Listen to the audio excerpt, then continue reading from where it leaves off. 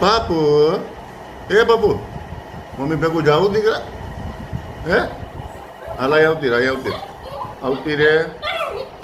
mummy ભેગું જવું છે હાલે હાલ સીધ જવું પેલા મને કે મમ્મી ભેગું જવું છે બાપુ પિક્ચર જોવા જવું મારા દીકરાને પિક્ચર જોવા જવું છે બેટા બાપુ હાલો ઊભો થા હા હાલો આપણે જઈએ હા હા આવે મારો દીકરો હા હાલો હાલ ને હાલ હાલો હાલો